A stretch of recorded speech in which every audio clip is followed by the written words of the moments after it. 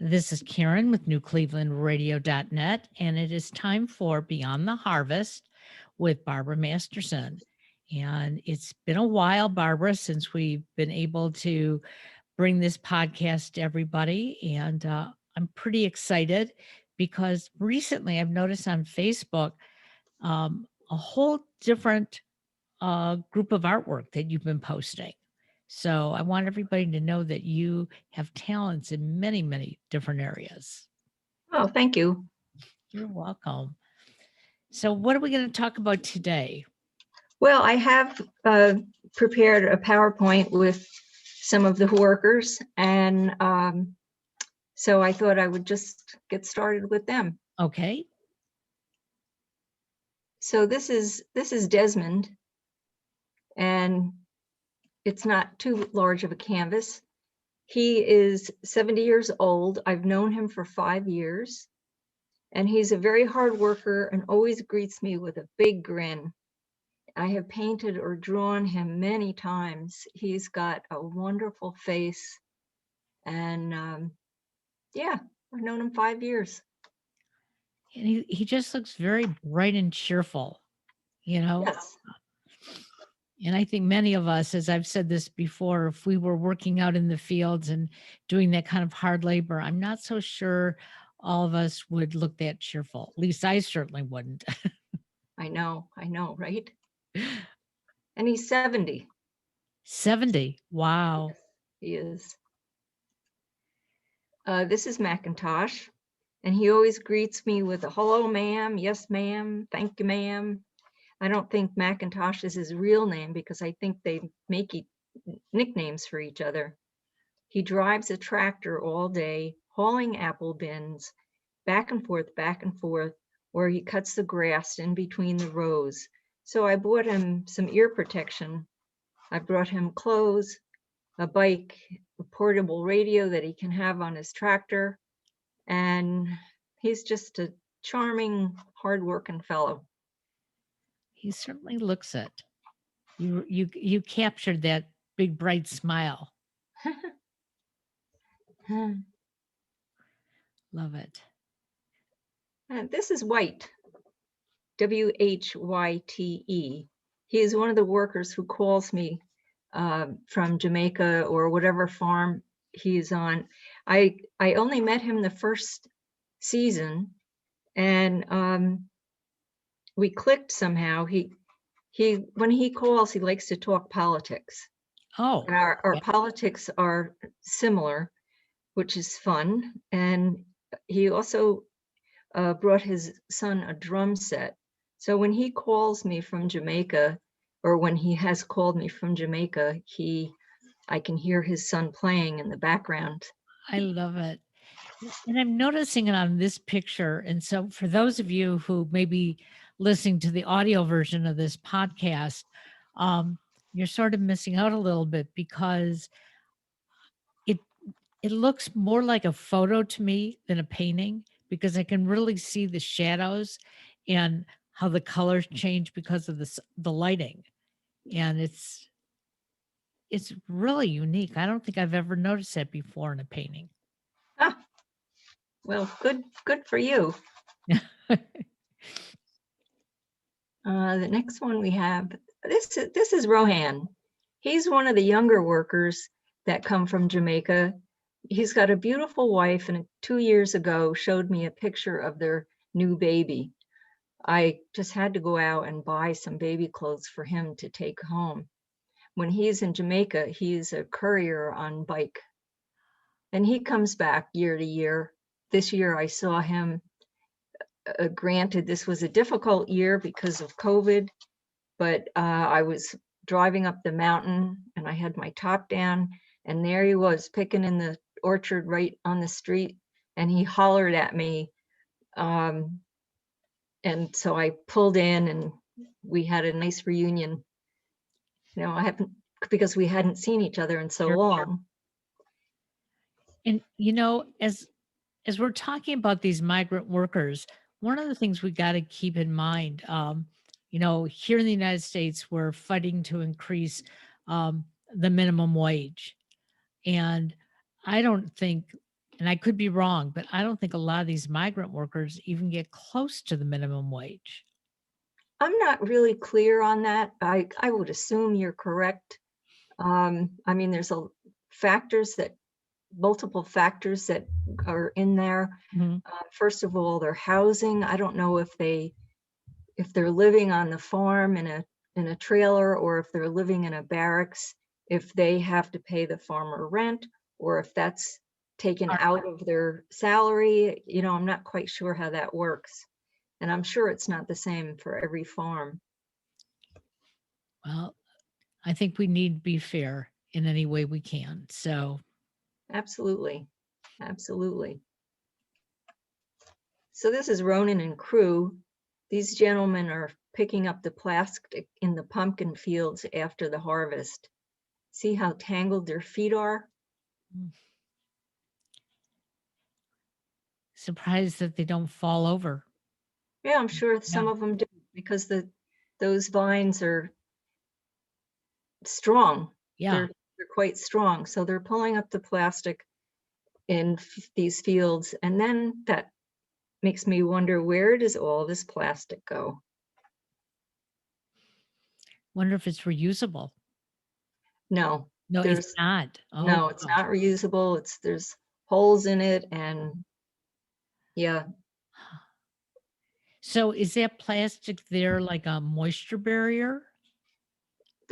Well, you see, I was going to point at it down near the green pumpkin, Yes. right above it, you can see like a brown hole. Right. That's where initially, when they lay the plastic, there are holes spaced out in the plastic where the plants go. I see. Okay. So Okay. yeah, so they grow through that, and so it keeps the weeds down, and it keeps the moisture in, because underneath this, once they pull up the plastic, then they will be pulling up the irrigation that's underneath that has to be laid every year. Wow. Mm. I just can't imagine all the work that goes into this. Absolutely. Oh, that's this is me and the painting at an exhibit. Oh, I put a couple of these in. So this is at an exhibit. I think I mentioned the Falcon in town has a wonderful exhibition space besides being a music hall. So here I am With some of with the workers. Kingsley is all the way to the left with the Okay. baseball cap on, and then White, myself, and Terrance at the Falcon solo exhibit. And the painting behind us is Kingsley and White. Okay. I love it. Now, I noticed in the previous picture you showed us, when you showed us the picture, not in the gallery, okay, and then you showed it with you standing in front of it at the gallery. Uh-huh. It looked like the background colors were different? Or is that just the lighting? That could be the lighting. Oh, okay. Okay. I didn't know if you painted it twice. Oh dear, no. Love it.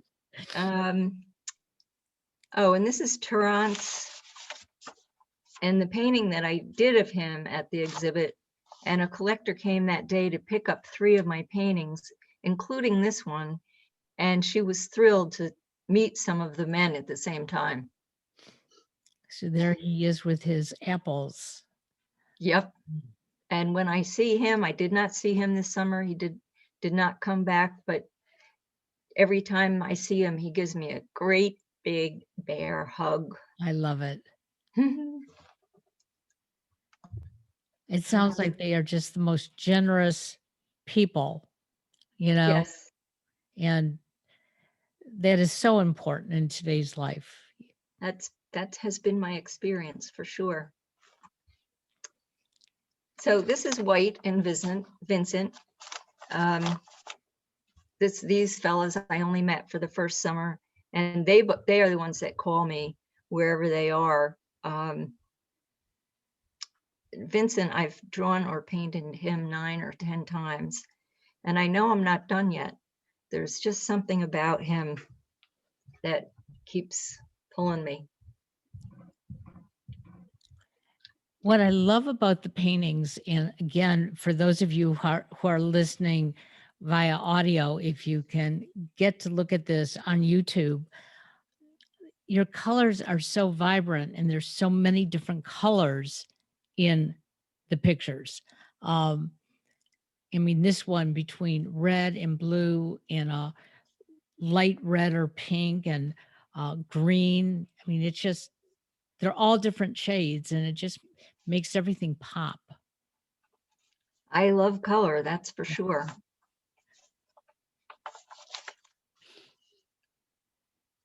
And this is Peaches. Peaches number 2. This is, quite large. I haven't been saying the sizes because it's right there on the screen, but this is 2 feet by 4 feet. So I have painted him several times. He's tall and lanky, and he always wears a bandana. You're going to get to know these guys as well as I do, Karen. Absolutely. So let me ask you a question. Something this size, um, how long does it take you to compose it and complete it? Oh, that's a very difficult question, because typically I work on several paintings or drawings at the same time, because there is a period of time during the process that I have to step back and try to take a critical eye to what I'm doing. So often I will take a photograph of the painting or drawing in process and play around with it on my phone, like flip it upside down and do a mirror image to see if there's some compositional error that I've made or something I can make stronger. So I would say at least a month. Sometimes I have a painting sitting here next to me that I have had since the beginning of a year, since the beginning of COVID. It's quite a large one. And it's just not resolved yet. And I don't know if I'll ever resolve it. I like to resolve them, but I don't know about some of them. Some of them you just have to, just get away from it and see if you can come back to it somehow. Well, I think that's the perfectionist in you. Let's not just finish it to finish it. Let's finish it right. Yeah, I'd like to think that. Yeah. So this is totally different. This is called Waiting. And I was fortunate enough one summer, 2 summers ago, to discover the day the workers were leaving. And so they come from different farms to join in on a bus ride that takes 3 days. And they are going to Miami. I captured these fellows as they were waiting to board. So I don't really know any of these fellows, Sure. because it was like 3 different farms that brought the workers all together in one central location. And but I thought that was such an interesting composition, and the way the men are looking and turning and waiting to Yeah. go on a 3-day bus ride, which can't be pleasant. I'm trying to figure out why it would take 3 days. I mean, obviously they're stopping along the way, maybe picking up other workers along the way, but wow, 3 days. Yeah, I don't know. I really don't know. And this one, will it fit? The men have to strategize how to pack all of their belongings under the bus. And some men were already loaded on the bus when I got here and had packages piled on their laps. And I would imagine for a 3-day trip, well, they have to stop for bathrooms and for Yeah. food. So I'm sure they must drive through the night. I mean, they don't stop any place, I can't imagine. Interesting. And the look on their face, you can see that they're trying to figure out this puzzle of how they're going to move things around. Yeah, they're very intense.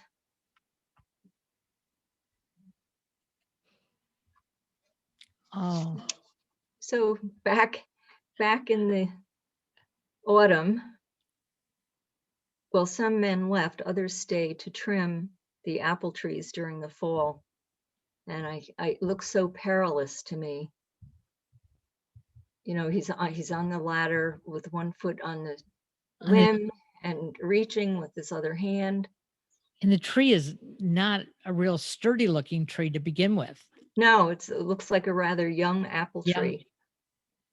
But so anytime you see an orchard, every single tree has to be trimmed every single year.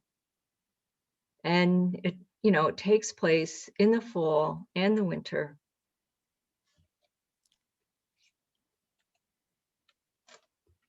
This is the same fellow that was in the prior painting. And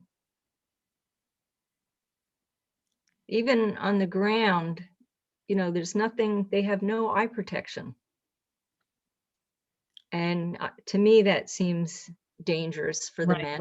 With all the twigs and branches. Absolutely. Yeah. And when people look at this one, they will definitely notice, even though he's wearing some sort of a hoodie to protect part of himself and to keep himself warm, that branch is pretty darn close to his eye. Yes, it is.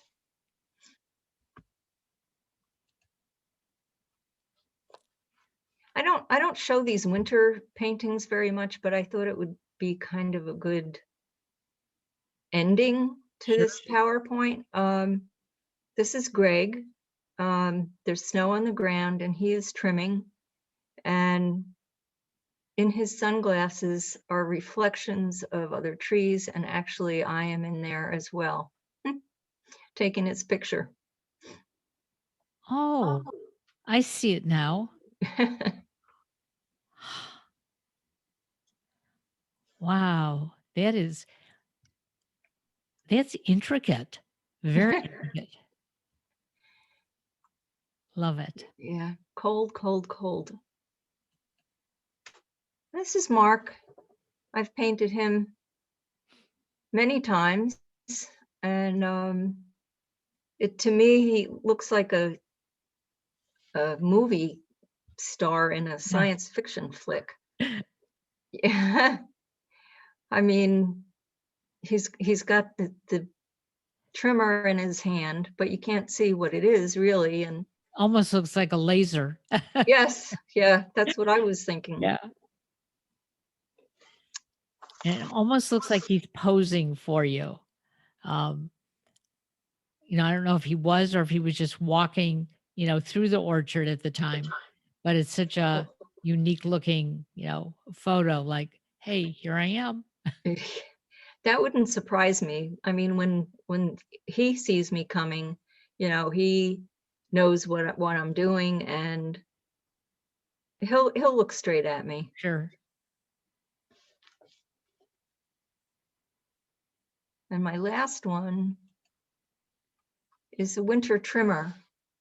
This is 2 feet by 3 feet, and he's up in an apple tree with his clippers, and the only exposures are his eyes. And he's quite padded with his jacket and the winter heavy pants that he has on. I don't know if I could move around like that. Yeah, I mean, I even find sometimes just with the face mask, I feel like I have, you know, no peripheral vision. And I can't imagine how he feels with that, bunched up right around his head and only his eyes right. sticking out. Um, but obviously they have to get used to wearing clothes like that. Otherwise they would freeze while they're doing their work. Yeah, they would. They would. So So if somebody were to come to you and say, Barbara, I've always thought about becoming a painter. You know, it looks like something fun to do.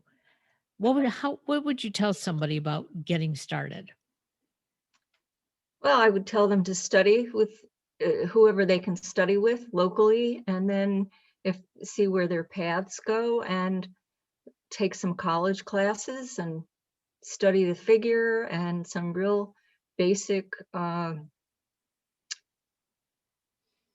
conventional painting ways, because I think once you understand the dynamics of the materials that you're using, whether it's acrylic, watercolor, oil paint, encaustics, uh, printmaking, there's so much to explore creatively that I think you really have to study, and you have to draw or paint as much as you can, because I think there's nothing like experience. Drawing from life, I think, is very important.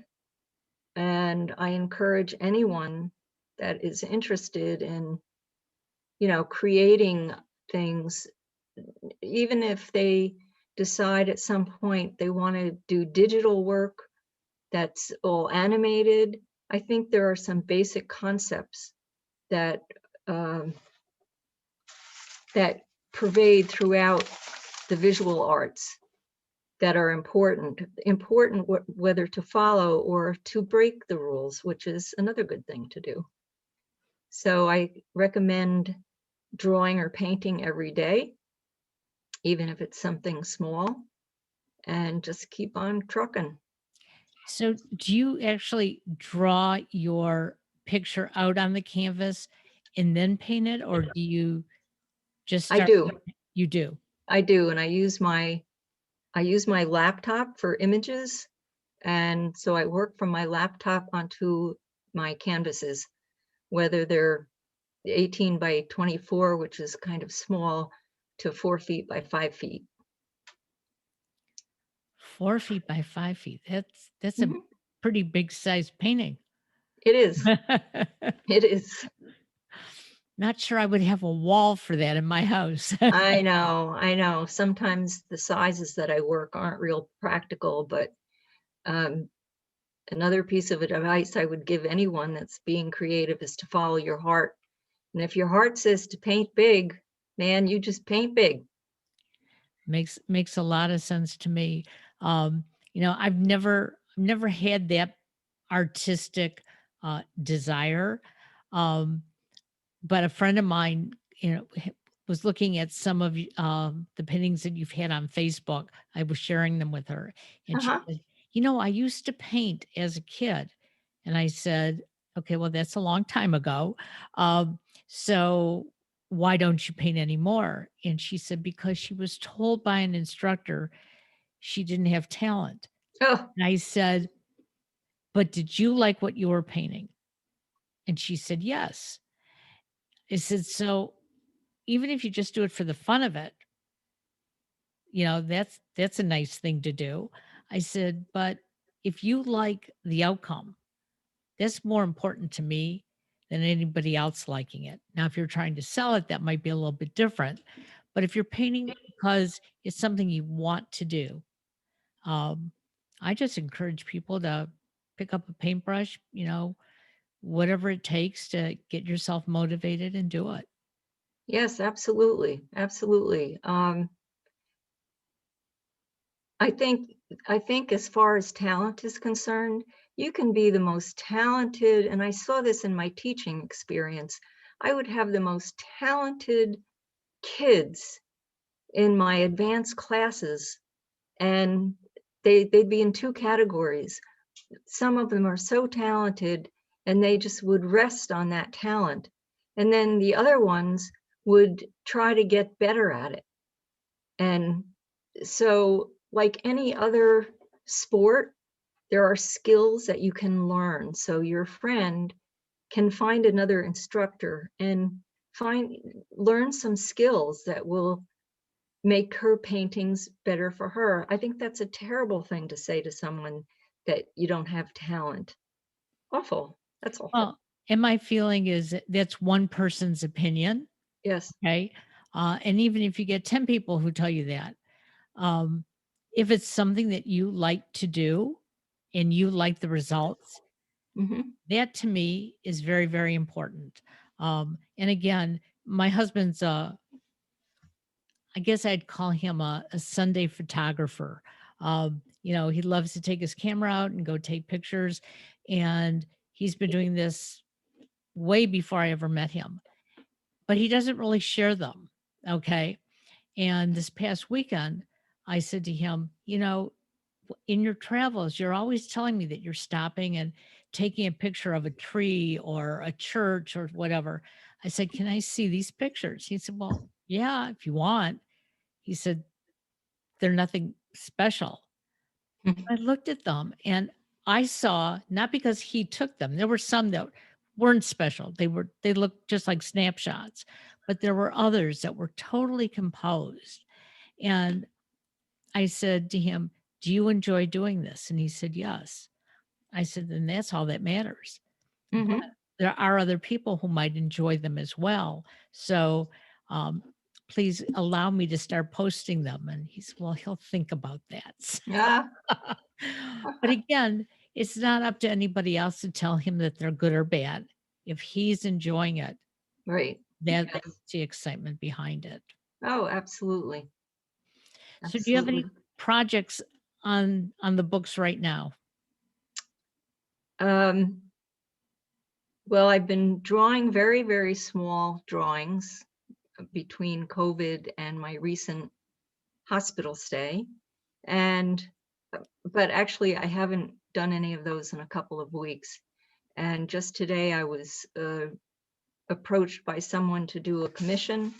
So things are looking up in that direction, and I think a commission will get me back into my paints.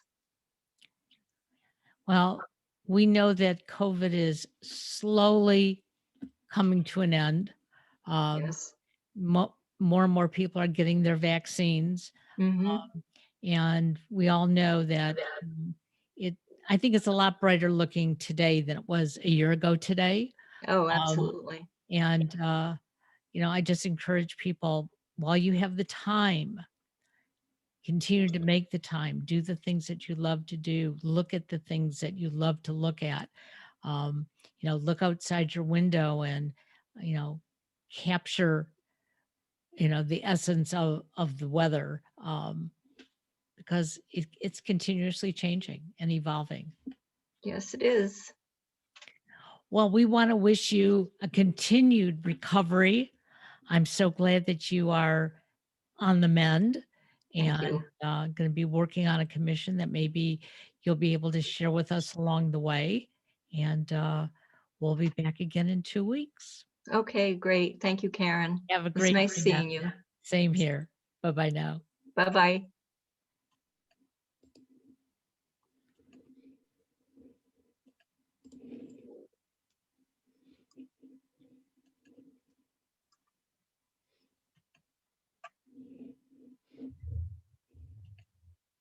Bye.